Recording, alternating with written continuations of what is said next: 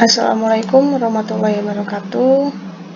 Kembali lagi dengan pelajaran Bahasa Indonesia. Di pekan ini kita akan masih membahas mengenai teks prosedur. Sebelum kita memulai pembelajaran hari ini, marilah kita membuka pembelajaran ini dengan membaca lafal basmalah. Langsung saja, Ustazah mulai ke materinya. Kalau di minggu lalu kita sudah mempelajari mengenai pengertian, fungsi, struktur, ciri, dan unsur. Untuk kali ini, Ustazah akan menyampaikan macam-macam teks prosedur. Yang pertama, ada 3 macam-macam teks prosedur. Yang pertama, teks prosedur sederhana. Yang kedua, kompleks. Dan ketiga, protokol. Kita akan membahas satu persatu.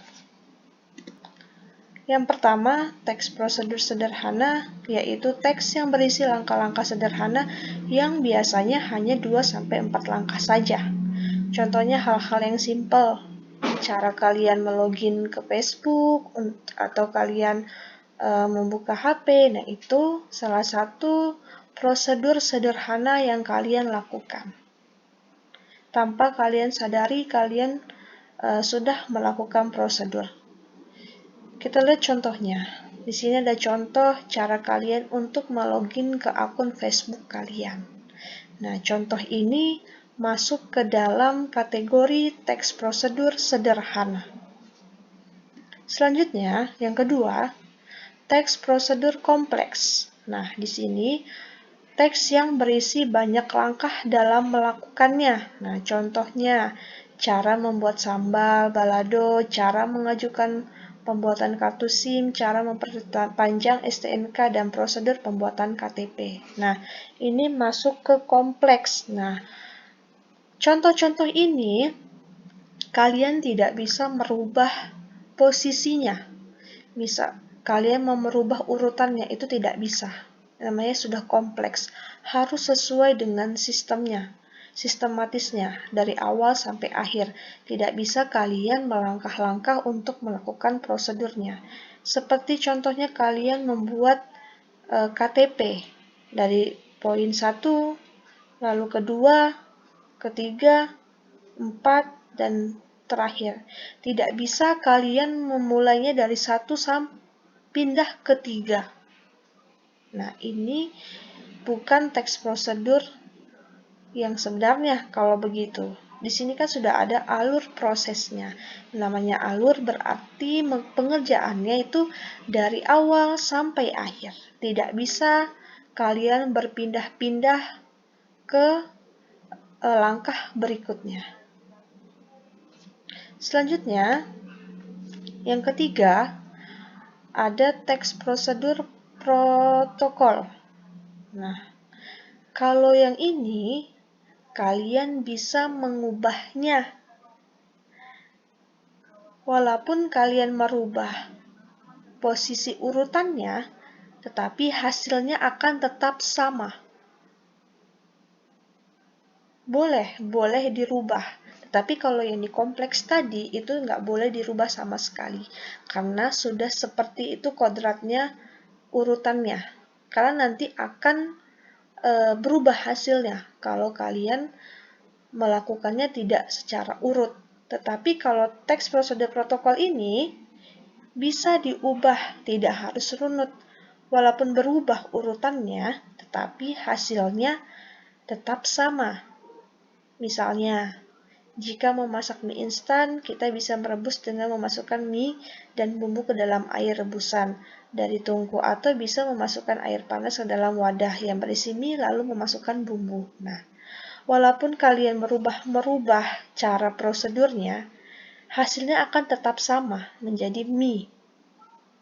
Mau bumbunya dimasukin duluan, mau bumbunya terakhiran, tetap hasilnya sama, walaupun caranya yang berbeda. Ini masuk ke struktur protokol. Jadi ada tiga macam-macam teks prosedur. Ada sederhana, kompleks, dan protokol. Ini yang perlu kalian perhatikan, jangan sampai kalian salah untuk memasukkan contoh-contoh ke dalam teks tersebut. Selanjutnya, mengulas kembali materi di minggu lalu tentang ciri-ciri teks prosedur. Di minggu lalu sudah saja sampaikan, ciri-cirinya itu pastinya kalimat perintah. Yang namanya perintah berarti kalian sudah diperintah seseorang untuk melakukan sesuatu. Ditandai dengan tanda seru. Berarti itu sudah nadanya sudah nada yang tinggi. Kan kemarin ada 2 tipe. Ada yang biasa sama ada yang bernada emosi ditandai dengan tanda seru. Nah, ini masuk ke bernada tinggi karena dia sudah diakhiri dengan tanda seru. Ini kalimat perintah. Tolong matikan keran air itu. Jangan membuat ribut anak-anak. Saya minta kerjakan tugasmu tepat waktu. Nah, ini contoh-contoh dari kalimat perintah yang bernadanya cukup tinggi yang meminta kalian untuk mengerjakan sesuatu. Poin yang ketiga. Nah, ini biasanya ketika kalian terlambat mengumpulkan tugas akan diperingati seperti ini. Saya minta kerjakan tugasmu tepat waktu. Nah, berarti guru ini sudah menunggu kalian untuk mengumpulkan tugas. Ada 3 contoh. Selanjutnya, menggunakan kata penghubung konjungsi untuk mengurutkan kegiatan. Kata penghubung yang menyatakan waktu kegiatan yang hadir dalam bersifat kronologis. Nah, ini selanjutnya, berikutnya, kemudian, lalu, setelah itu, ini merupakan contoh kata hubung menyatakan sesuatu atau bersifat kronologis. Waktu, dia menyatakan waktu. Kalau di contoh teks prosedur kan biasanya selanjutnya masukkan ayamnya, berikutnya cuci ayamnya, kemudian lalu tuangkan ke dalam piring. Setelah itu masukkan mie-nya. Nah, ini merupakan contoh konjungsi urutan waktu. Dia mengurutkan sesuatu yang sedang dikerjakan. Ini katanya, kata penghubungnya. Untuk membuat suatu teks prosedur. Yang ketiga, menggunakan kata keterangan untuk menyatakan rinci waktu, tempat dan cara yang akurat. Teks ini juga biasanya menggunakan kalimat yang efektif. Pasti ada tempat di situ, merinci waktu di situ. Kita lihat contohnya. Ibu mengiris lobak menggunakan pisau tajam. Intan menyiram bunga dengan tangki air. Aku harus pergi ke rumah paman sekarang. Nah, ada subjek, ada predikat, ada objek, ada keterangan tempat. Nah, ini lebih akurat karena dia ada SPOK-nya di sini. Harus ada keterangan tempatnya. Jadi kan yang namanya kalimat efektif itu kita harus memerinci di mana tempatnya, apa kata kerjanya, apa subjeknya, apa bendanya. Nah, ini maksud dari penggunaan kata yang merinci waktu. Itu sedikit tambahan materi di teks prosedur, karena di minggu lalu saja lupa untuk memberikan macam-macamnya ini.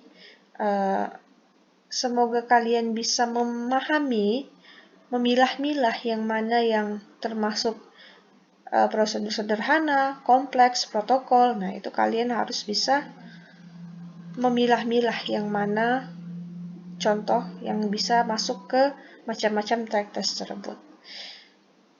Mungkin ini materi yang dapat Ustazah sampaikan. Lebih kurangnya mohon maaf. Untuk tugas akan Ustazah share di e-learning. Semua tugas dan materi sudah masuk ke aplikasi learning, jadi kalian bisa mengecek di aplikasi tersebut. Saya akhiri, wassalamualaikum warahmatullahi wabarakatuh.